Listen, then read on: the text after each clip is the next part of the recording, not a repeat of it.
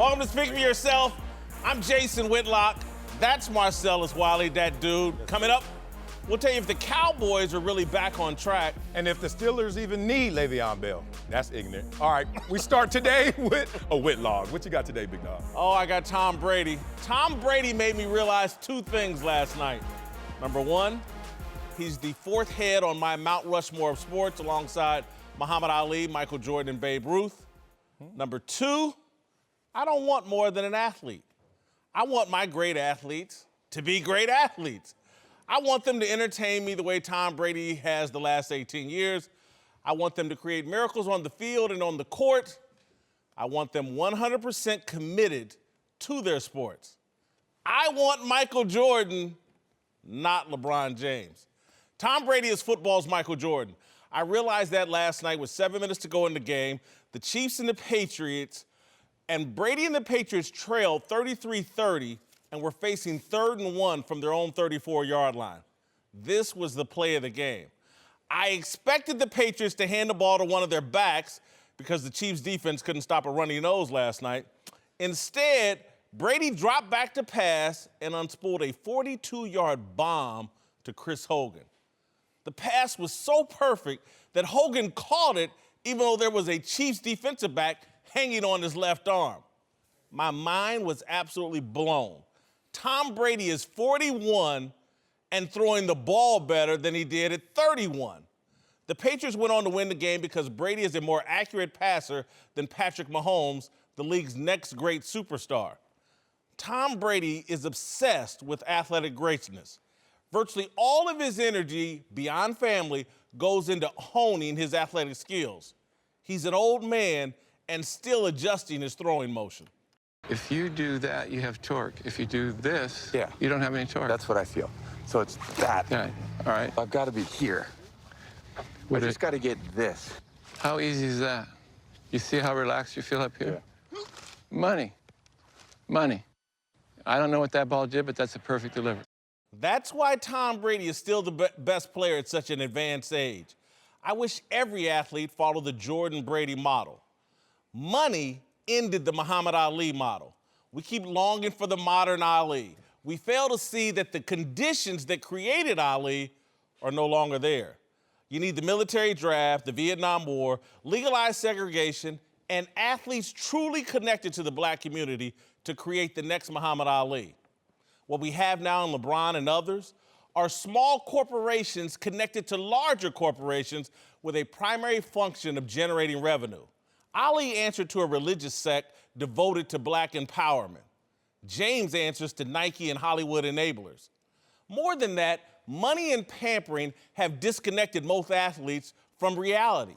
When the world starts catering to you by the age of 10 or 12 and you're rich beyond your wildest dreams by age 21, you have more in common with Justin Bieber than Darnell Washington. Man. In 1990, the rapper Rakim popularized the saying, "It ain't where you're from, it's where you're at." I'd also add, it's how you got there. Playing fields can teach us many important life lessons, but when the fields are lined with gold, those lessons are often corrupted and diminished. Gold fertilizes greed, not character. White athletes don't carry the expectation of being more than an athlete.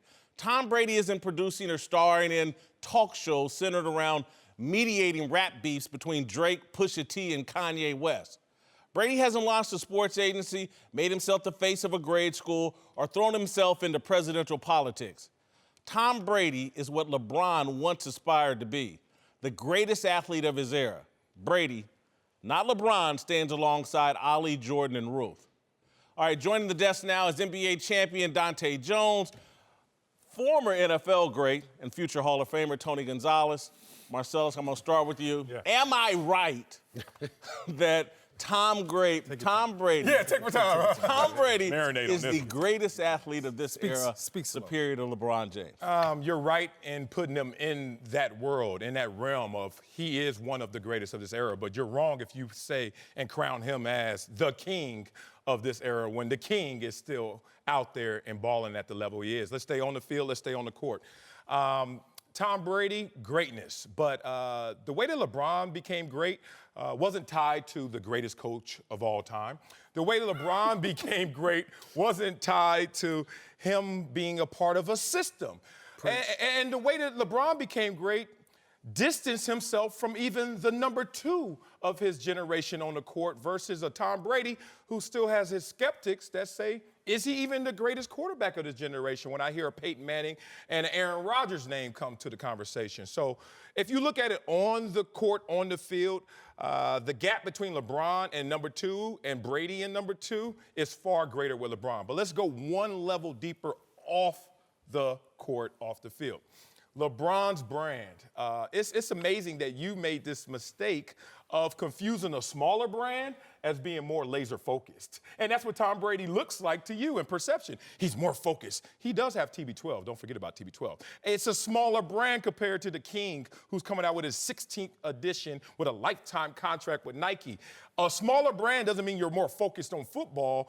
It means that you are not as great and as grand as the other guy who's been doing this, as well as his greatness on the court. So for me, LeBron trumps Tom Brady.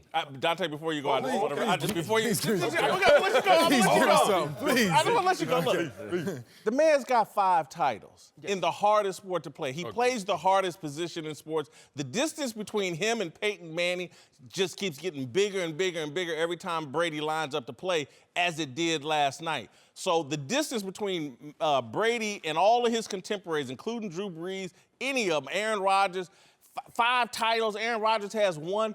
And then the other, that partnering with the coach, that is one of LeBron's weaknesses and one of Tom Brady's strengths. He don't even like Bill Belichick, but he's still making it work. That's what makes him even greater. Dante, I know you want to jump in. The 2 greats on your Mount Rushmore did it the same way LeBron James is doing. They set the tone. Michael Jordan set the tone for the way LeBron James is doing it now. You know, like Michael Jordan is associated with Nike. He created a brand of shoes that has outlived his career, which you are supposed to do as an athlete. When I came into the game of basketball, athletes had a little short amount of time on the field or in the gym, but off the court, we did a lot of things that were not productive. We spent a lot of time in clubs, we spent a lot of money in a strip club, we did all those things, and the conversation was, no, but not at the rate, at the ridiculous rate that they were doing it back then. However, the whole conversation was, why are so many black athletes going broke? Because we were not using our capital and our money in ways that could outlive our careers. So right now, when the NBA put into us that you are a corporation, you're not just an athlete. The NBA taught us this, that you can use these things and create things rather than just use that time to do things that are meaningless. So we demonize a guy who took his crew and rather than just paying them money. Demonize is way too No, I said, no, well, the media demonizes that group. No, they don't. Instead, because they put them in internships, taught them, and we use them to better my career rather than just take. That is the model that you should use for your friends. Rather than just give them and enable them, you give them positions, you teach them how to do things, and then they spread out and they make your brand bigger. To your point, Phil Jackson called him a posse. That is but time out. But the TB12 is not a part of the media and calling him a posse. Come on, man. TB12 is a brand. You know how we talk. We? Is Phil we? I'm just saying. I'm just saying. No. I'm just gonna say anything that we think is appropriate. Trust me, that legalizes everybody else. I don't care whether we can be as hypocritical as we want to be. But anyway, lastly, Jordan had Space Jam. You forget about that. Let's forget about that. He had Space Jam. He had Hanes underwear. Yeah. Oh, but we forget about all that. It's cool because he was a brand too. But however, TB12 is a brand, food and training. And then how did we get that footage? Athletic greatness. That is completely centered on athletic greatness. How did we get that footage? From a Facebook show. He's filming. You know how much it takes on the film? He's filming. That he got paid around He's $10 million filming. for or something. He's filmed footage of his life. That's how you got to learn about the man. But however, whatever your interests are as an athlete, you can do anything with it right now. You can create. And the best part about the LeBron James crew is that the fact that they are able to do positive things. LeBron is at the head, and he's never by himself. It's him and Maverick Carter or him and Rich. However, let's take Rich Paul's example. I can give my agent this money. I can just throw that 4% wherever it's way. Or my friend is sitting here doing something else. Why don't you take an internship, learn about the game, Dante, and we can do this and we can have I want to let Tony in, but I just want to. I'm sorry. I want to. You got my feathers ruffled. I know. I want to set the record straight. As when LeBron was getting killed by the media for Maverick and all those guys, I'm the guy that went in and wrote the piece and explained Maverick Carter and what LeBron and him doing and put a positive spin on it. No one's in a negative space about what he's doing for Maverick, Rich Paul, any of that. And that's not the conversation we're having. We're talking about the greatest athlete of this era is Tom Brady, in my opinion. All the other nice stuff that LeBron is doing, I get it. They still debate him. I believe he is the greatest football player right now of our era. Greatest athlete of this era. Of this era. Would I put him up there? Yes, I would. And I just came to this conclusion a couple days ago, actually, because I've always been like, there's no such thing as the best ever. And I say, even about myself. I mean, you might like Gronkowski, you might like Kellen Winslow, you might Ozzie Newsome, whatever it is. That's up to you to decide. But I always talk about, are you in that conversation? Then I start thinking about Tom Brady. And first of all, the whole, he's making a corporation. He should be doing that. I have no problem with that. But what separates Tom Brady from me now is his willingness to take less money. And that's something that I don't think is talked about enough. And I'm talking about during contract times. The reason they are so great out there in New England, and you look at it now, this guy, he's only making $20 million this year. And he had to go ask for a raise this offseason. Yeah. He is so committed to winning that he will take less money. Aaron Rodgers won't do that. Peyton Manning never did that. So who wants to win more?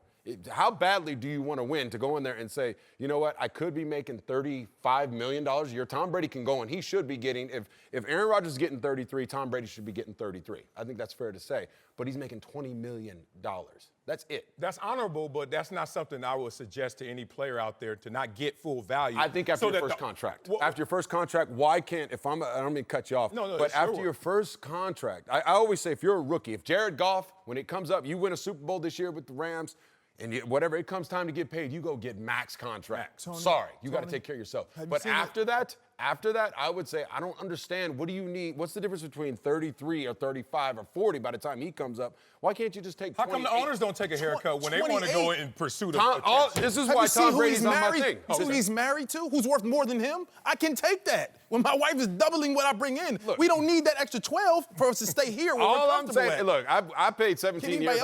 I made some good money. I made some good money. You want to turn down $12 million? But I'm just saying, I don't know what I would do in that situation. How badly do you want to win? Do you want to surround yourself with the proper team that can get you those five rings? I think that's the extra step that most athletes won't take. Would you have sacrificed $12 million? Would I have done it? I don't know. I do know. Question. You would have taken that $12 million. Let me tell you the other reason why he could and why there's some truth to what Tony's saying. There is money to be made post-career walking around with those 5 Super Bowl rings that may be 6, as opposed to Aaron Rodgers, who's probably going to retire with 1. There's money to be made. So Tom has made a long-term play on and off the field in terms of look at his marriage and marrying someone of that type of value. Again, all of his decisions, though, are consistent with being a dominant athlete. And that's not, again, you can do the LeBron approach, but there's a price to pay, and I think the price is going to be how you're viewed when your career is over versus your potential. LeBron could have been the greatest of all time. He's in the conversation. He's in the conversation. MJ wasn't the greatest of all time when he played. Yeah, when he played. He wasn't. When I grew up in the MJ era. I had kids that wanted to be Pippen. I had kids that wanted to be MJ. I wanted to be MJ, but he wasn't the greatest of all time while he was playing. Right. You need that nostalgia. He was not playing. Stop. He was not at that point in time. Athletes. I'm a journalist. I know what we were writing and what we were saying. And y'all destroyed him as journalists. His off-the-court antics, Atlantic City, the gambling. No. Why are you gambling on the golf course? I lived that too. After Jordan won those first 3 titles, and certainly when he won the next 3, there wasn't any real controversy about him being the greatest of all time. We moved him After 3, there weren't They any let him have it controversy? too, Not which really. is unfair. Oh, no. Not man. really. I don't remember it that way. I mean, maybe you got the manuscripts and what you wrote, but me just being a viewer and me being a guy trying to ascend to the pro ranks, it was not unanimous that he was the best basketball player of all Who time. was? There was still conversation of Magic and Bird. Like you have Celtics fans that say you heard a lot of people Bird, say Bill Russell, the old school Right. back. Magic Bill had Russell was 5 better. rings and he had 3. And you saying that they were saying Jordan was better than Magic? I got it. Jordan took a couple years off. When he came back and won those next 3 during his prime. Tom Brady has 5. No one else has 5. I'm with that. No one. He has it. If they had won, he might get 6. Crown him. He's playing the most important sport, the toughest sport, and he's playing the premier position in all of sports. It's not remotely controversial that he is the greatest athlete of this era. Don't you think Tom Brady got to the party a little later than even LeBron and other greats like him? Like TB12 starting in 2016 tells me someone finally got to it, and I heard it was people like Gronkowski. Just realized it. It's just like, hey, you know what? You're leaving money out there on the field and off the field by saying with this old adage that I'm first in, last out, and this is all I do. That sounds great. That's old focus. You're old school, so you think about focus like that. 1 dot on the wall, stare at it. Football, football, football. Okay, that's cute. But then coaches started to tell us, like you said, the NBA, NFL, put more dots on the wall and learn how to prioritize those dots. And LeBron's been doing that from day one, and it seems like TB12 just got there. Just got there. How? He's His got brand- 5 titles, and he's the I'm talking about MVP the- just last year. about He has a greatness. chance to be an MVP. It's Greatness, not just best. He's not the focused best on quarterback. on football all year round. Yeah. He's He's more focused than anybody else in sports. In He Brazil, just hasn't dancing realized like this. He in Brazil doing this. I don't know if he's more Stop. focused. I'm telling. For me, the only thing that separates him from any of Peyton, Drew Brees, Aaron Rodgers, all those guys, you can't say this guy's better than this guy. I don't believe in that. Right. But it is the cash. It is the cash. You sacrifice your paycheck to win those Super Bowls and rings. Why can't LeBron come out? LeBron's going to be a billionaire. I mean, he already is pretty much. Why can't he come out and just saying, and I'm not telling him what to do, LeBron, if he is watching this, but if I was him, I would say at this point, with the money I have in my bank, give me $5 million a year. That's it. And let's go surround ourselves. Let's go beat the Golden State Warriors. Because you're not going to beat them this year with that team. Go get some players. Why can't more athletes do stuff like that? Because I want a mutual respect from the person whose name is also on my check, the owner, to say, where's your haircut? If I'm in the barbershop, you come in with me, owner. Take a haircut. And the owners are not taking a haircut on profits. See, that's the way you think. Tom doesn't think that way. Tom doesn't think that way. I can't do it because you ruin it for the next man. I'm going to put Marcellus in checkmate on that. Dan Gilbert and a lot of these owners, the Steve Ballmer, the Clippers, they go well above the salary cap and pay that luxury tax. Yes. So they do get their hair cut often in the NBA to win championships. Golden State's doing it. The Lakers will eventually have to do it. So the owners do take a haircut. Tony's question, to me, speaks to Brady's level of commitment is at a greater level than everybody else in sports. Now, I'm just sorry. Those are just the facts. He should be commended for that. You're absolutely correct, Tony. I understand your logic in that one, but as African Americans, we cannot not take our value because once one person does it, LeBron James, he sets a table for the rest of them. And when it's not appropriate for them, every owner's gonna be like, listen, you know what? Why don't you do what LeBron James did and take this $5 million, even if you can't afford to do it? Because everybody can't. He's the one person. Nobody's doing that, though. Tom Brady, Aaron Rodgers time for $33 million. But when you have the ability to do it, when it doesn't affect your balance sheet, your home balance sheet, like it would if a one person who's one income in that household, it's different than when you have 2 incomes and one is way higher than the other. And it's grander than race. This is for a white athlete. This is for anybody who steps on the field. You know it. The time is ticking. You have a finite shelf life. You have a 3-year average, and you can be great as you want to be and play 10 to 20 years. But it will expire. There's an expiration date on everyone's jersey. But it's not necessarily the same for the owners. So we're dealing in different time frames, different time realms. I am not going to take less in the pursuit of a championship when I'm not hearing anyone else who's a part of this same team, hand in the middle, sitting there saying they're going to do the same thing. It has to be a collective effort. Just like Jason just said, though, Tom has done that, and that is the reason why I would And put it him up there. backfired on Tom. He Tom has got done upset when he gave money back for Wes Welker. And then they traded Wes Yeah, Welker. And then he said, where's the money then? They said, oh, we kept it. It backfired. When you say backfired, He's got five championship rings. Oh, I'm and the not talking guy's, he's worth gold when his career is over. He gold. will be the Gold. epitome, whether we like it or not. And I'm telling you, look, it was right there for LeBron to get. He's not as committed to basketball as Tom Brady is to football. Again, we keep. But who's greater as an athlete? Go to who's greater than an athlete? That's LeBron. Whose performance and accomplishments make them the greatest is Tom Brady. Jason, you answered your own question. I love this fun fest we had, but the greatest athlete is LeBron, correct? So you just said Tom it. Brady, That's a whole Tom different Brady is conversation. LeBron James on the Golden State Warriors. He's the greatest athlete on the greatest team of the era. You understand that? Like their organization, the greatest. Because the they can greatest pay coach, the players to right. be around him, though. But they have a unique situation over there. Great coach, great organization, great player. LeBron James is not in that.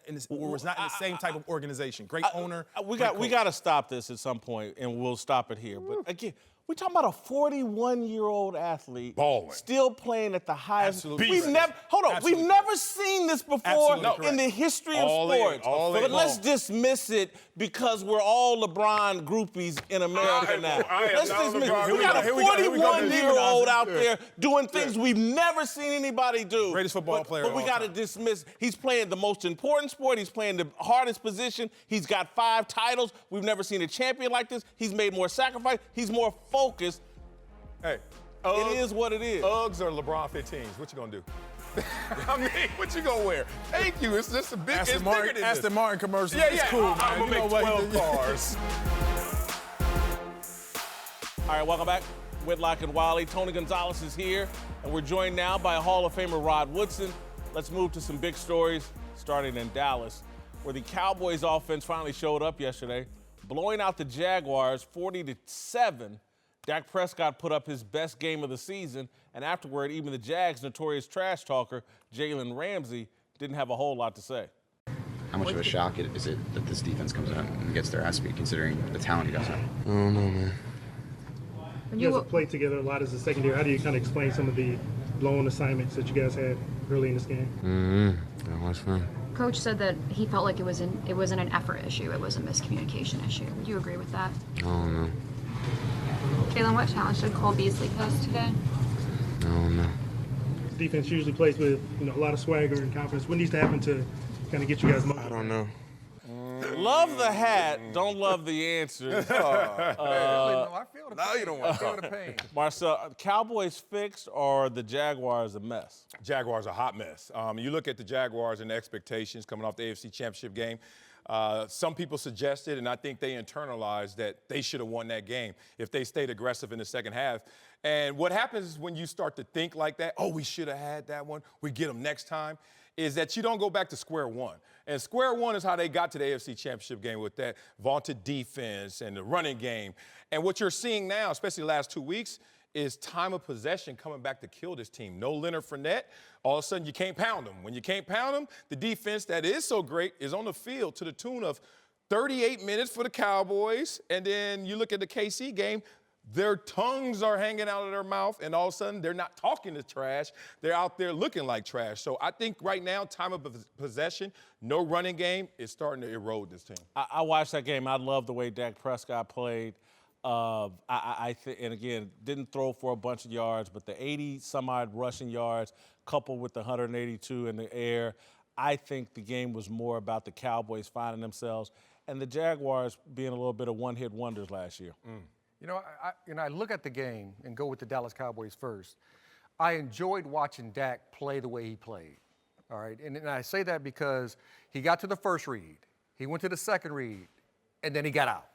And then that's who Zach is. He's not going to throw for 350 yards. He's not going to have those big games like that. He'll have a couple here and there in his career, but he should be comfortable with that. And then you give the ball to Zeke has to touch the ball 25 to 30 times in the game, either rushes and passes. And he had 25. He had 24 rushes, 1 reception. So if they can stay within that mantra, that offense will be okay because that defense is a lot better than I thought it was going to be. It really is. It really is. And then, but when you look in Jacksonville, I think their defense is still good. They're not as good as what everybody thought they were going to be this year. You can't just show up and think you're going to be the best team in the National Football League week in and week out. But my key is for them is that I never been a fan of, and I never believed in Blake Bortles being that star quarterback who could take this team to the next level. When you watch him play, he's the weak link of that whole football team. And if they don't have a backup quarterback and they don't have an answer to that to help this defense outside of the running game, it's going to be a long year for the Jacksonville Jaguars. I agree with you what you said about Dak for sure. This is what you need to do. Because my new benchmark for quarterbacks in the NFL is you got to have 250 yards. But the rules, the way they're set up, you should be able to get 250 yards unless you are out there running for over 50 yards. Then you can have below that 200-yard mark. And him, I think he's had one game over 200 yards in the last 6-7 games going back to last year. So use your feet, Dak. And that's the only way I will buy you as a franchise quarterback from here on out. And then looking at the Jacksonville Jaguars, I think the worst thing to ever happen to them was to come out and play so well against New England that second game. But that was fool's gold because that wasn't the New England team that we see now. And they got all big a little bit. And then Strahan talks about this. He said, when people have great success, AFC Championship games, Super Bowls, the hardest thing coming back next year is every player on that team thinks we made it because of me. And when you have that attitude, that slows your progress down. And I think this is what's going on with Jacksonville. Ramsey is getting all that attention. Everybody thinks it's because of me that we got there. And now all of a sudden, that attitude creeps up on you. I had it. We went to NFC Championship game. We came back. I think we won 2 games the next year. It happens. This is why teams are so different from year to year. Same might be true with the Philadelphia Eagles. That's a story for another day. All right, to a big story in the AFC North, where the Steelers continued their climb back into contention yesterday. We're in a back-and-forth battle with the Bengals. Pittsburgh got a big game out of running back James Conner, and even Le'Veon Bell gave him props on Twitter. Bell is supposed to be coming back this week, but reportedly did show up today.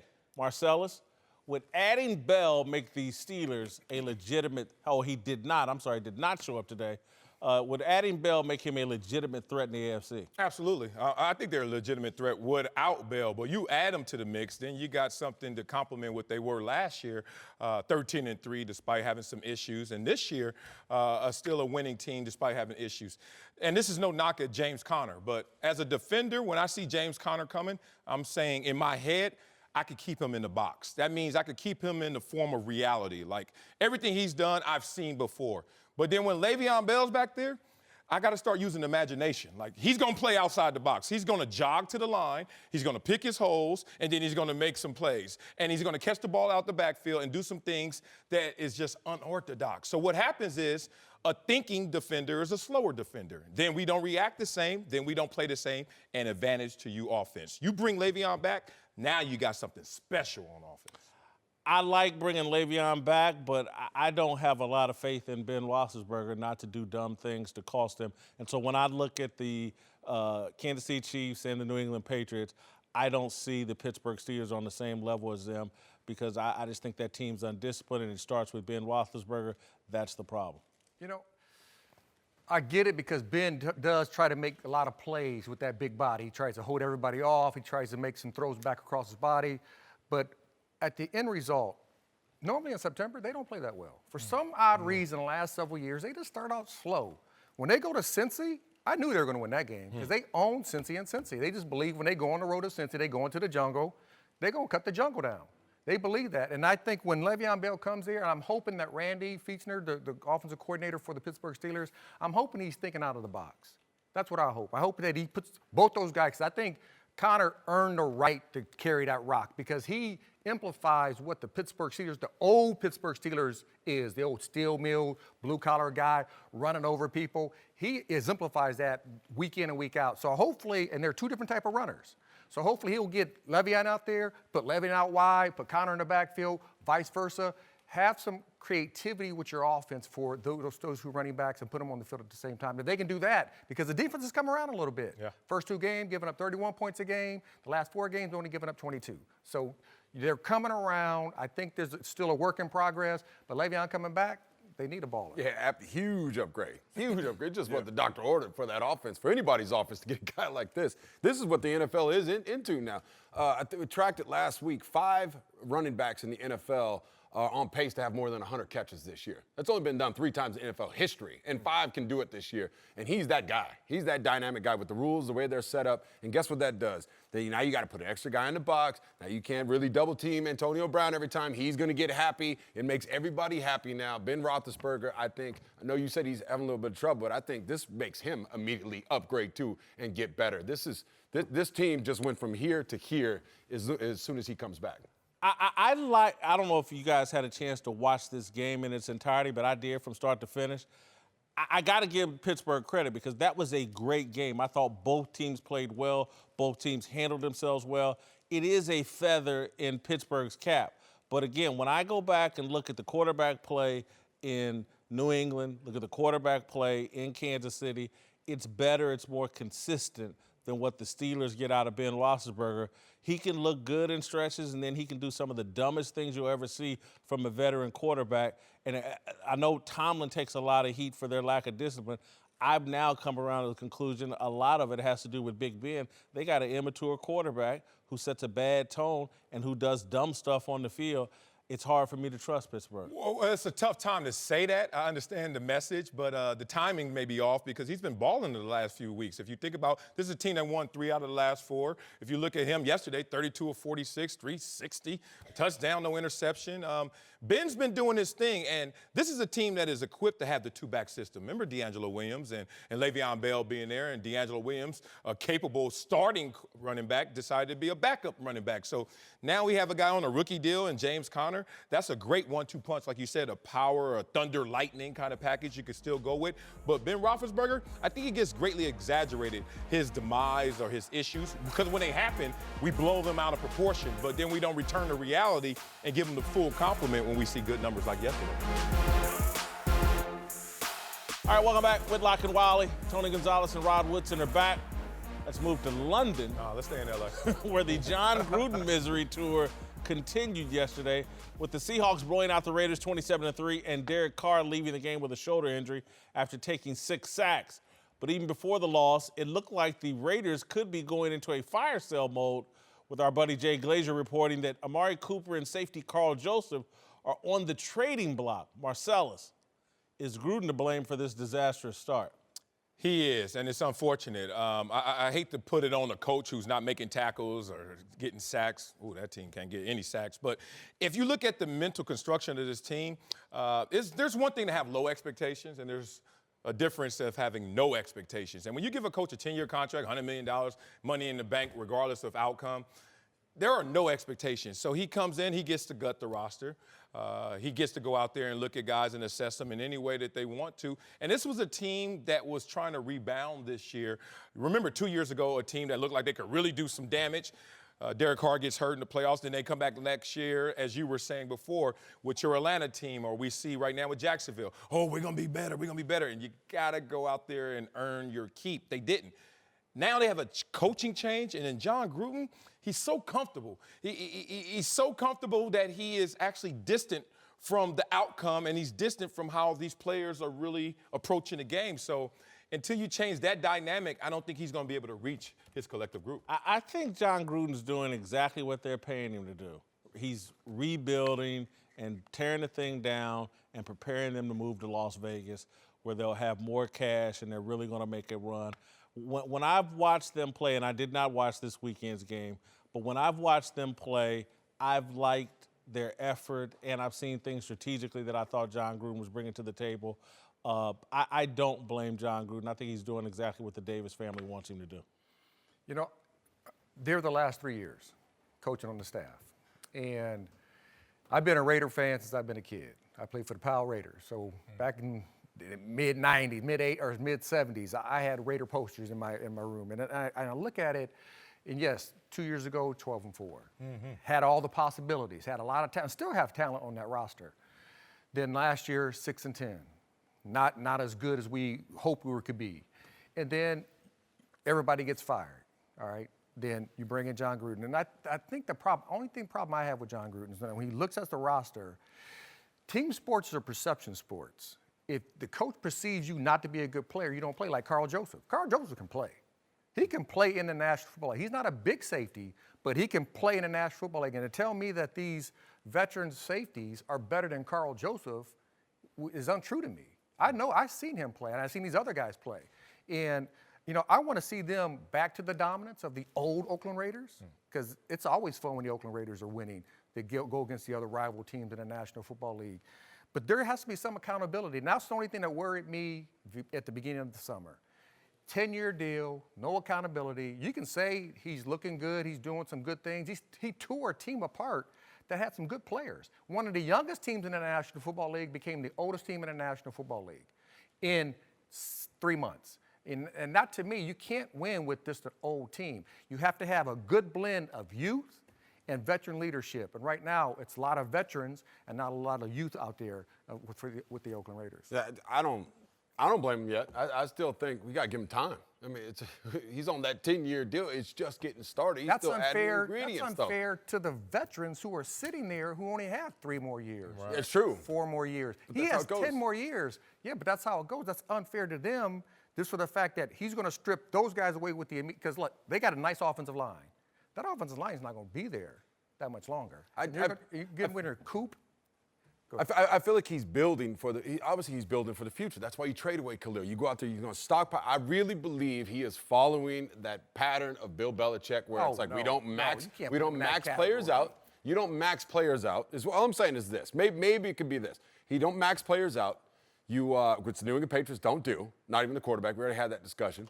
And you build through the draft. You start stockpiling your first-round picks. I wouldn't be surprised if Derek Carr's not there next year. I literally would not be surprised because he's going to go out. They're going to have a horrible record this year. It doesn't look like they're going to win too many games. They're going to get the first pick in the draft probably or whatever. That picks the trade. They're going to get a quarterback. He's going to start building the team like that. They're going to hit Vegas running. That's his plan. Now, will it work? I don't know if it'll work, but I got to believe there's a method behind this madness right now that he could have a better team right now if he would have just kept some players, but he's doing it on purpose because he's building for the future, and that contract gives him the time to do it. Well, what Rod is talking about is like this wasn't a turnkey franchise necessarily because they were 6-10, but much closer than a full demo. Like he's gutting this team to a place where you're like, what are you trying to build? And timing is everything. If I'm a player on that roster, he can't have a different calendar than I have because then I start to lose motivation and I start to lose the accountability from him and vice versa because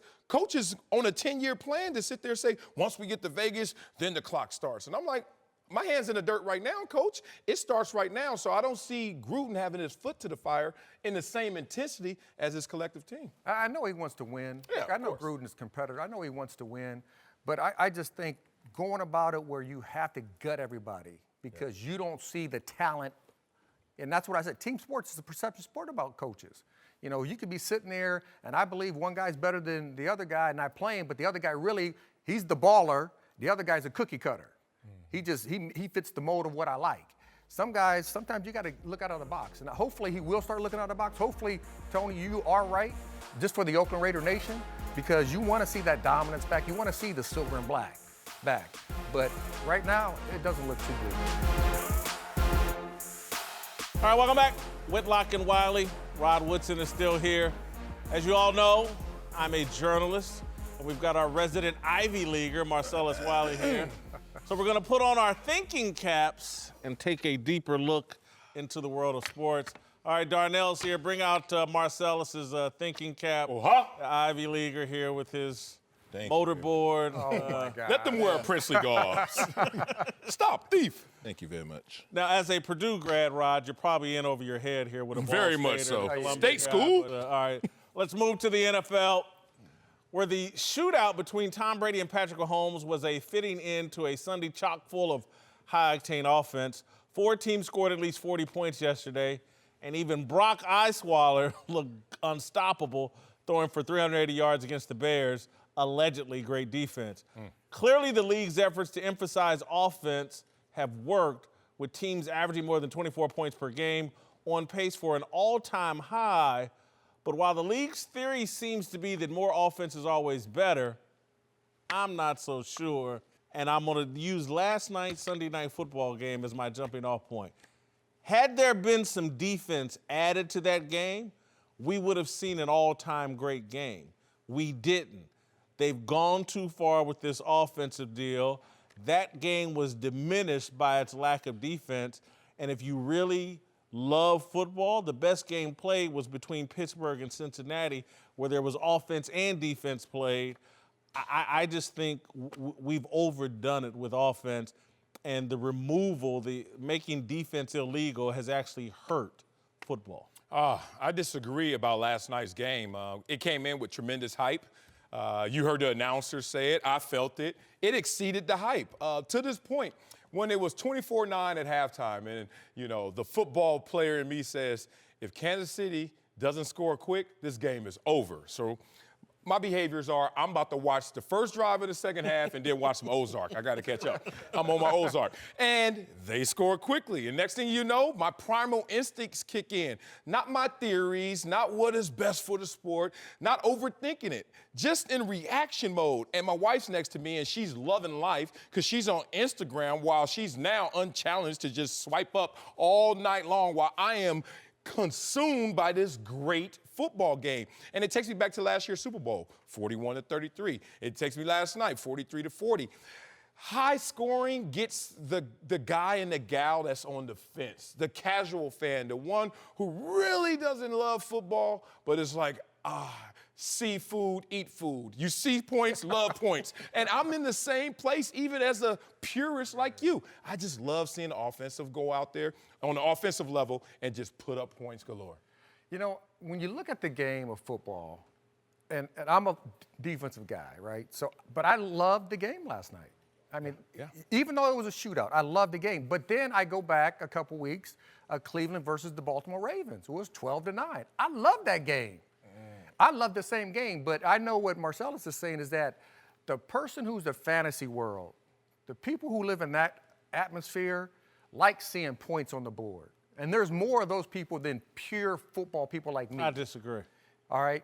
And because you look at it and I'm saying, look, points on the board, it's ringing, it's ringing, it's ringing. It's like a slot machine. People like slot machines. Right. People like slot machines. Most people don't like that slow scoring, dreaded defenses hitting the mouth, quarterbacks getting hit, receivers dropping the ball. People don't like seeing the old school football. But the old real football people, we like to see that. See, here's what I think everybody's missing out on. What people, and I listened to Colin Cowherd's show today, and Colin was saying, you know, people want to see scoring, people want to see the quarterbacks make all these plays. What people want to see is great competition. That's what attracts you to sports, great competition. And so they want to see someone do something great against great resistance. And that's what we're missing with all of this offense is we're missing the great resistance. If Patrick Mahomes throws 4 touchdowns against a great defense, wow, that's mind-blowing. Against the Patriots and what Tom Brady, and again, Tom Brady was terrific, and some of his long balls and dimes, it was great. But the Kansas City Chiefs, and this isn't just the fan in me as a Chiefs fan, the Kansas City Chiefs defense was embarrassing to me. Yeah. Embarrassing. Yeah. It was they were running the ball so easily with running backs not that talented. And I know they got the young Sony Michel, the rookie guy, or whatever. But I just don't see it. That wasn't Le'Veon Bell putting it on the Kansas City Chiefs. That wasn't some great offensive line putting it on the Chiefs. That was an average offensive line with slightly above average or average running backs that just shoved it down the Chiefs' throat. And I'm just people want to see great competition. They want heroes on both sides of the ball. It's hard for me to name, other than Dante Hightower, it's hard for me to name a defensive player. I guess the McCourty brothers. twins, Patrick Chung. They was tracing people. Trey Flowers. I mean, name somebody on the Chiefs defense. You got him. Eric D4. Berry, come back. D4, right? Eric Berry, where are you? Yeah, you know what's interesting?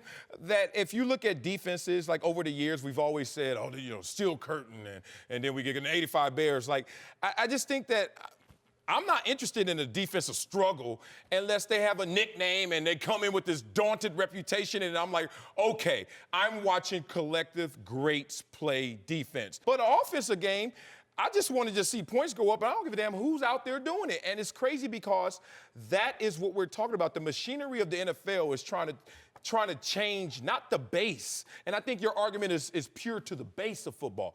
it's trying to change the margins because like in any political discussion, any discussion, relationships, you're not changing the core of me. You're changing me on the edges. So what the NFL's doing is trying to change people that are on the fence, on the edge. And it's a smart play for them because the Jacksonville defense 2 weeks ago was amazing. And then they saw KC and whatever you think of Dallas. Now, all of a sudden, what is a great defense if it gets exposed by even greater offense? You know, I look at it, and yes, they've changed a lot of the rules. They're talking about quarterbacks are overprotected. You got the defensive receiver. But that still shouldn't dictate to you as a defender how you play. So, and I say that by, think about Speaks. Yes, I'm glad you got there. For New England. He hit Tom Brady. He didn't bring him to the ground because he thought he threw the ball already. He thought he released the ball. But his interview after that in the locker room said, I will never do that again. So he's going to learn. And the really good ones don't let that yellow flag dictate how they're going to play. They're still going to shoot through the receiver. They're still going to play as physical and fast as they need to play on the defensive side. Staying on top of a receiver is like coverage 101 rules. Right. We've seen guys in bump and run all day long. Bump and run is not good in the National Football League unless it's called. But they're playing that way on a consistent basis, and quarterbacks are just taking shots down the field. You know, so I think the rules have changed some of the dynamics of the defense and what you can and cannot do, but the basis of who you are as a player, you still got to be a competitor and go challenge the guy. But don't let him off the hook. Don't let Speaks off the hook. Like, I heard his reaction, and I saw all the sympathy cards going in the mail all the way to Kansas City. The rule change made you act like that. There's not an NFL rule says don't tackle the quarterback. Don't take him to the ground. So there's no rule that said you can't take him to the ground. Have you asked Clay Matthews if there's not a rule that says don't? Clay Matthews was guilty with your body weight. Slam your son like that, I dare you. You're not. They tackle the quarterback like he's your son. They just get him down and fined move T.J. Watt $20,000 for touching the guy's knee. That one was bad. Now, that's ridiculous, but that's not what he could have done. In this moment, you know what? He's a rookie, thrown into action. Yeah. And, you know, Houston's out, and he's like, oh, my God, this is a big moment. And then he's like, oh, let me be overcautious in this moment. But guess what? Do your job first, to Rob's point. You don't sit there and say, because I'm scared of the infraction, I'm not even going to do my job first. Why would... I can't believe you're not sympathetic and can't understand that the rules that they put in have made people, instead of just playing the game, these guys have to overthink the game. And that play, again, I'm a Chiefs fan, but that was just one of the plays that just made me sick. And I immediately, when Chris Collinsworth called it out, I thought it was a great catch by him to see that happened. Yeah. And then it just made me say, see, this is my problem, man. They making it so hard on the defensive guys, they don't even know when to tackle. Meek Mill said there's levels to this, and there's levels to this. The first level is get him on the ground and do that. Do your job first. Do your job first in the most gentle manner you can. Like a sack you don't get 2 sacks for slamming them. You don't get 2 sacks for lying on them. Right. You get a sack for wherever way you get them down. Welcome back. I'm Jason Whitlock. He's Marcellus Wiley. Time to put Marcellus on the spot and get into some of today's hot button stories in a segment we like to call Tell Us Marcellus. All right, rhymes. Let's start in Denver, where Emmanuel Sanders was heated after the Broncos lost to the Rams yesterday, calling the league soft because he was called for taunting after a long catch. The penalty ended up derailing a potential touchdown drive, and the Broncos had to settle for a field goal in a game they lost by 3 points. All right, tell us, Marcellus, do you have an issue with Sanders calling the league soft? Yeah, I do. I have an issue with anybody when you do something you shouldn't do, and then you really get mad at the fact that no one's coming to bail you out. Like when you cross the line, you're saying, okay, I deserve penalty, but I don't want penalty. And then you try to get all like big issue with it and say buzzword NFL soft. And you're like, to me, this is a sad place where the game goes when the players are taking the shots at the game instead of understanding that the game is trying to go and grow, and you should be there to help fuel that process. I'm going to go a different route. I have no respect for what he's saying, and this is an indication of where a lot of young athletes have gone. Everybody's a victim. Mm-hmm. Yeah. Everybody's a victim. He didn't do this to himself. It wasn't his taunting. It's the league, and I'm a victim of a bad NFL rule. No, Emmanuel Sanders thought he scored a touchdown. Yep. And decided he was going to celebrate, and if he got a taunting penalty, that would be 15 yards on the kickoff. When they ruled, oh, no, you actually touched down at the 1. touchdown. He wasn't planning on that. He thought he had scored a touchdown. So now that backs him up to the 16-yard line. 3 plays, kick a field goal, cost his team 4 points, basically. And they lost the game by 3 points. And instead of being man enough to say in front of the media and all your teammates, man, I did something really foolish and stupid, cost us some points, and it ended up costing us a game, and it will never happen again. Like the Breland Speak said, I did something, it'll never happen again. He plays the victim card, which I'm just tired of from young athletes. Yeah, I mean, I don't want to go big picture maturity, but certainly as a professional, your professionalism comes into call and into play, and your maturity as a player, because that's an obvious moment where you have to eat it. There's an obvious moment where you just got to say, that's on me. Because by the letter of the rule and the spirit of the rule, you're in violation, but you're now saying mercy me after I'm the one who did the violation. All right, let's move to college football, where Florida coach Dan Mullen got into a heated exchange with Vanderbilt's head coach Derek Mason after a targeting call against a Florida linebacker who hit a defenseless Vandy player on a punt return. All right, tell us, Marcellus, are you actually okay with the coaches getting into it here? I am, man, and I'm feeling the internal contradiction, even me, the father, trying to say, yeah, go out there and fight for your team. I wouldn't tell this to my son, but certainly there are a few moments in professional sports that are gift wrapped like this for a coach, because every single player has always looked at their coach and said, I wonder if he can do this, the stuff he's barking at me to do. And more importantly, will he do this? Would he do this? And then you get a moment like this where you can say, I'm the 12th man on the field, y'all. I'm coming across this white line to let you know I'm fighting for you guys. So, yeah, you shouldn't try and find these moments, but when they present themselves, Dan Mullen, Derek Mason, go get it for your team. The momentum, I believe, in this game swung Florida's way after this, and so it worked better for Dan Mullen. Although, look, I felt like Derek Mason had every right to go out there. His player was hurt, and I'm sure he said something about, hey, man, that's a dirty hit. I hope you ain't coaching him that way, or said something that sparked this. I don't blame Derek Mason. I saw the Vanderbilt players all hyped and everything afterwards, but the momentum actually swung to Florida. They came back and won the game, kind of blew up in Vanderbilt's face. Fun fact, full disclosure, Dan Mullen and Chip Kelly coaches at Columbia University, the Columbia University. So that you know there's greatness in football even there at our academic school. All right, to Houston, where the Bills lost to the Texans after a couple of Nathan Peterman interceptions. But Peterman wasn't the Bills' only problem, with wide receiver Kelvin Benjamin reportedly refusing to run routes with Josh Allen before the game. Benjamin denied Allen asked him to run routes. All right, tell us, Marcellus, is Benjamin getting too much heat for this? He is, man, and I wish, man, he should have been honest 100 in the moment, but I understand his reputation precedes him, and he didn't think that people would go to bat for him. But I heard you, Kelvin. Here's the thing. Hey, rookie quarterback, you know we have practice every day, right? Don't get out here and now tell me we got to practice a little bit more for all these reporters and their viewing purposes instead of handling business before we get to the game, because I got my pregame routine, and it doesn't include doing extra reps for you. That's not going to help me. And veterans know this. You don't disrupt someone's pregame ritual. On a network that is showing all these baseball playoffs, Fox, the great network, I see commercial after commercial talking about pregame rituals. You don't mess with a guy's pregame ritual, and he went out there and did it. Yeah, I'll tell him to shine off. You can start a new ritual when you're Kelvin Benjamin and you're being close to getting run out of the league. You got this bad reputation. I knew you. Look, man, Josh Allen,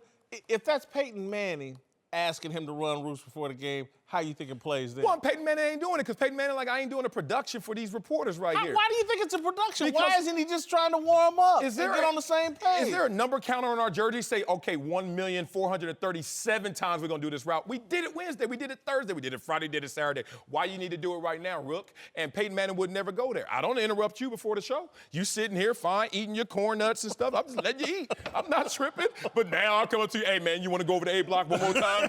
You'll be like, dog, chill out, man. Be a vet. Trust yourself. Man, look, I'm with you, Kelvin. You just compared Kelvin Benjamin to me. I'm the gold standard. Kelvin Benjamin, he's scout team. He's a dumpster fire. All right, welcome back to the show.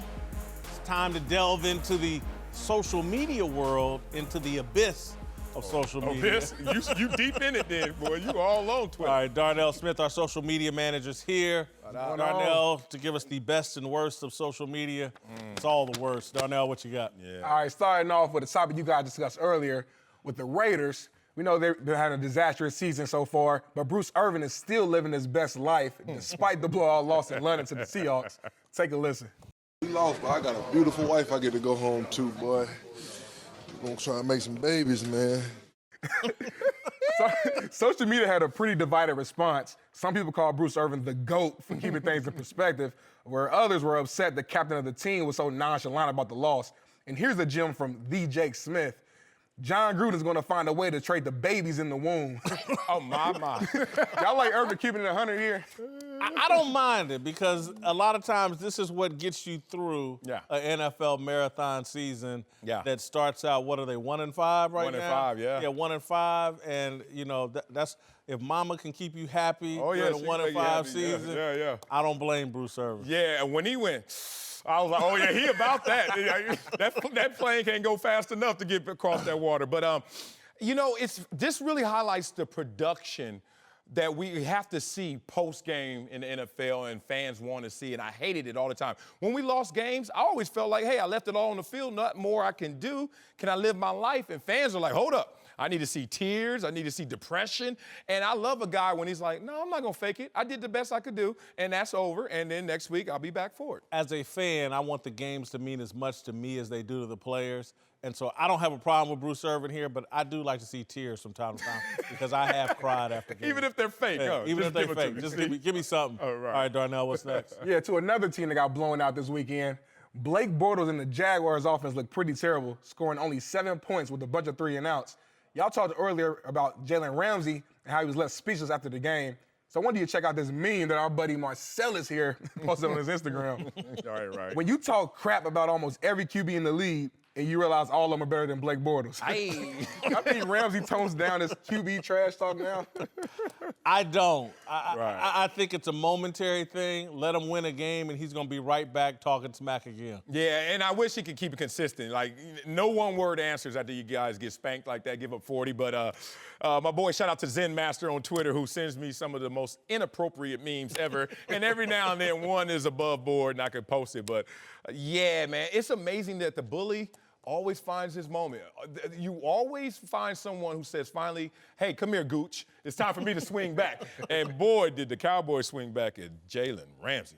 All right, Darnell, what's next? Got staying with the NFL, we're going to move on to Larry Fitzgerald, who's been having a down season so far, and things didn't improve this weekend when the future Hall of Famer wasn't even on the field during his 4th-and-goal play for the Cardinals.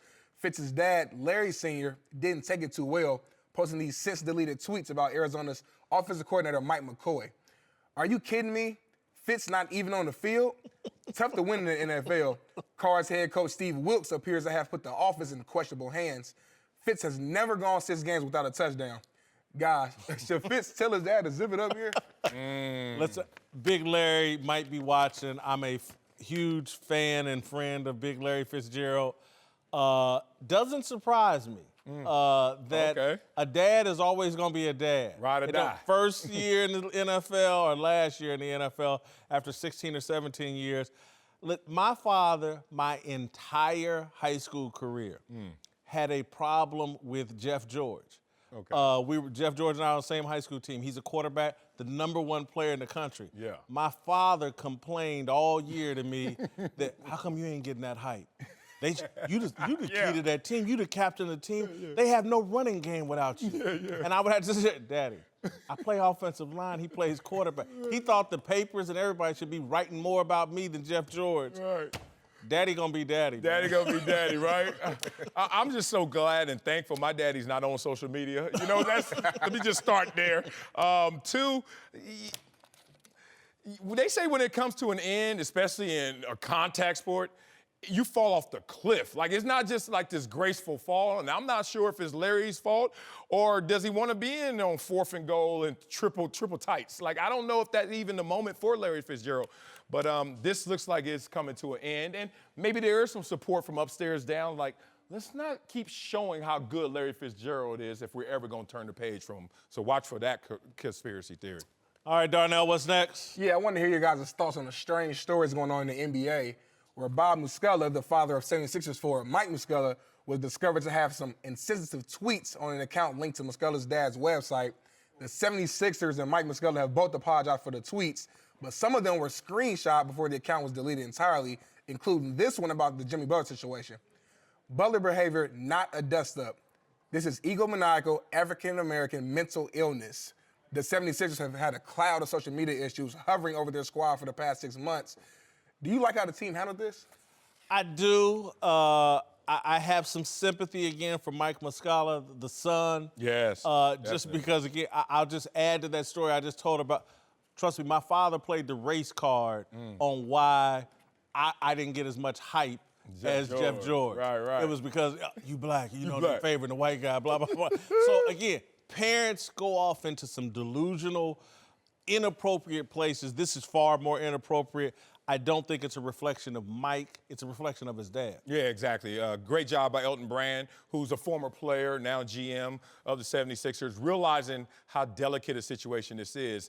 And shame on Pops to ruin all the equity that I have gained over the years, because you may be a majority in the world, but you're a minority in this locker room, especially the NBA and basketball experience. Like, it's tough on the dude who walks in there and they're like, oh, you really belong here? And obviously he has gained great equity, and Pops tried to wipe it all away. So hopefully people who are smart can disconnect the two. All right, Darnell, what's last but not least? Yeah, it's my favorite clip over the weekend, coming from our very own FS1. So check this out. A-Rod and Big Papi made a bet on the Red Sox and Yankees series, and A-Rod lost. So see what happened. Check this out. Obviously, I got Big Papi's pants. Baby! Pretty good in that. Thank you for saying that. I got one thing to say, Papi. I'm a Yankee for life!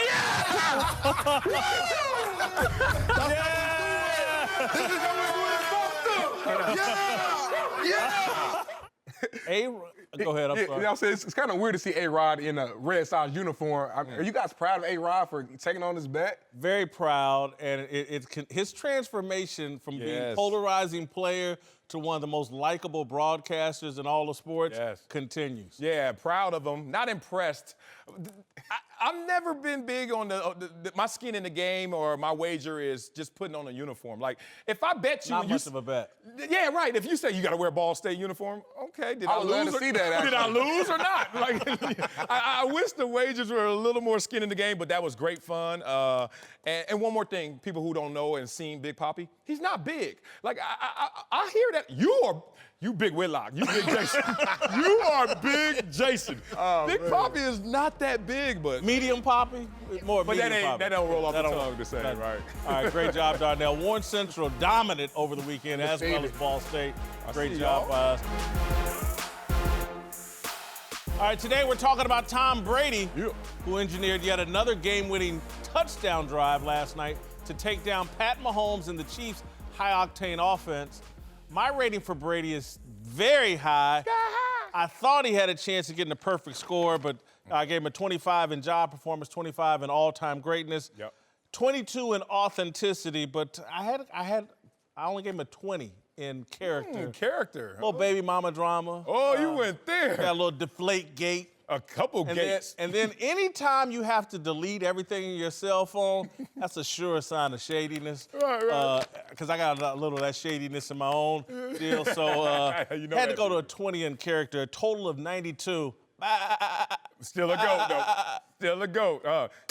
You never went to the Sprint store and be like, yeah, can I get the new iPhone? And where's your old one? Don't need it.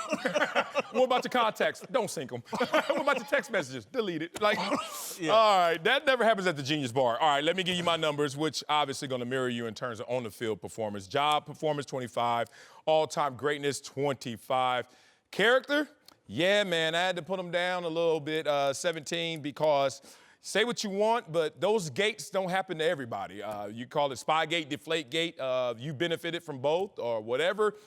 Innocence, guilt, somehow, some way, you're the common denominator there.